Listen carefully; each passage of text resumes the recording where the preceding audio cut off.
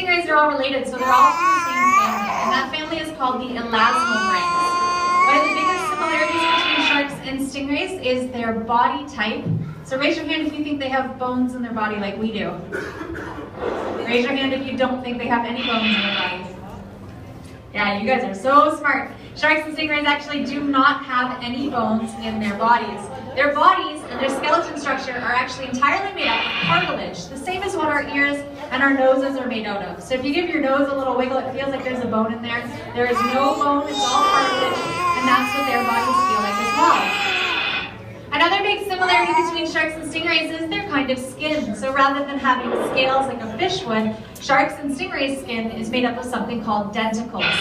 Denticles are shaped like tiny little airplane wings, so they're round on one side and pointed on the other.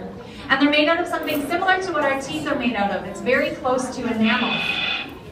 Now, because of those little airplane-shaped denticles on their skin, it helps them to swim through the water a lot faster, and it kind of makes shark skin feel like sandpaper, very rough.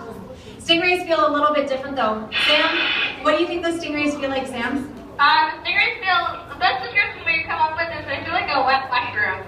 So stingrays have a slimy mucus all over their body that helps to protect them from getting scratches from the sand and the rocks that they're swimming along on top of. So that's why they'll feel a little goopy like that. You can touch them at our touch tank upstairs later on. One thing that sharks and stingrays don't have in common though is their kind of teeth. So everyone knows that sharks do have very pointy teeth. Stingrays' teeth are actually completely flat. Their teeth are called dental plates, and they have about 7 sets of them in their mouth. And they fall out the same way that sharks' teeth do as well. Now, even though their teeth aren't pointy, it still hurts a whole lot to get your fingers caught inside their mouth, because they do use those teeth for crushing through hard things like shells of clams and crabs that they want to eat. Sam, do they ever bite you? Sometimes, but they never mean to.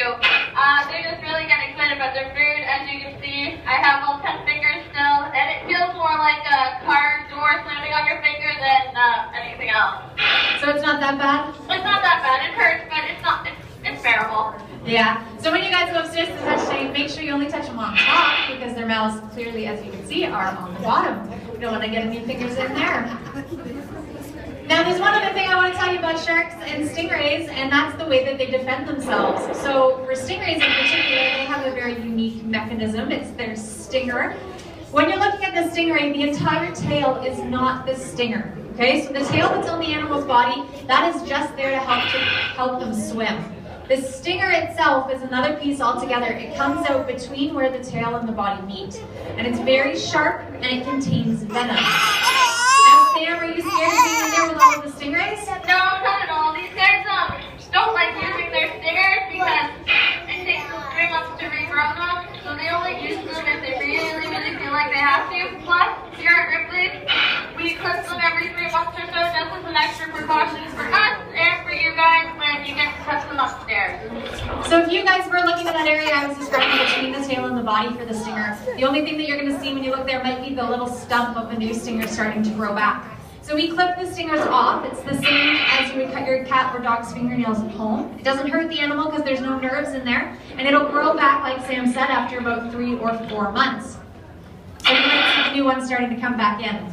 We do that just for the safety of the animals as well as our scuba divers and all of you wonderful guests here every day. But also, like Sam said, stingrays don't like to use their stinger unless they absolutely have to. So it's a very passive defense mechanism, only in life or death situations. And normally they just like to swim away from humans if we get close enough to them in the water. Now, has anyone here ever been stung by a stingray before? No, that's good. We've got a lucky crowd today. If you do ever get stung by a stingray, just know that there is actually no stingray anywhere on the planet that has venom strong enough to kill you. So the venom in stingray's stingers will hurt a lot, and you have to go seek medical attention, but they cannot kill you with the venom from their stinger. Now, how many people now think that sharks and stingrays are totally awesome, and hopefully a little bit less scared of them? That's great. If you do think they're awesome, I assume that you also think that protecting them is very important. And I want to tell you 2 simple ways you can help to protect sharks and stingrays from here in Toronto, okay? So first of all, if you guys like to eat seafood, I need to recommend to you that you always check all of the items that a restaurant serves if you go out for a seafood dinner. Sometimes restaurants will serve things like shark fin soup or stingray meat. And when they do that, they take very small parts of the animals for consumption, and then they kill and throw the rest of the animal back into the ocean, or even worse, They don't kill the animal when they take those parts, and then they throw them back into the ocean to die there. It's very cruel, and it's destroying a lot of very important populations. And if you disagree with that as much as we do here at the aquarium, I need to recommend that you guys be cautious about the types of seafood that you eat and what restaurants you eat at.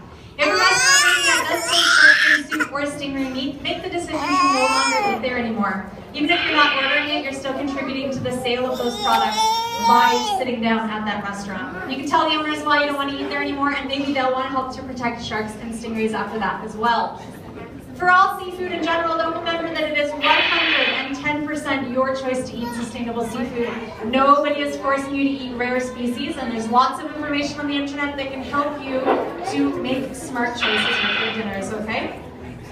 The other way that you can help to protect sharks and stingrays is actually even easier. How many people here wear moisturizer, lip gloss, any type of skincare cosmetics? What I want you to do tonight is check the ingredients on the back of your skincare products when you get home. Sometimes skincare products contain something called squalene, and squalene comes from shark liver oil. They bring deep sea sharks up from the bottom of the ocean, they cut them open to get the oil out of their liver, which kills them in the process, and then they put it into our cosmetics to make us look younger.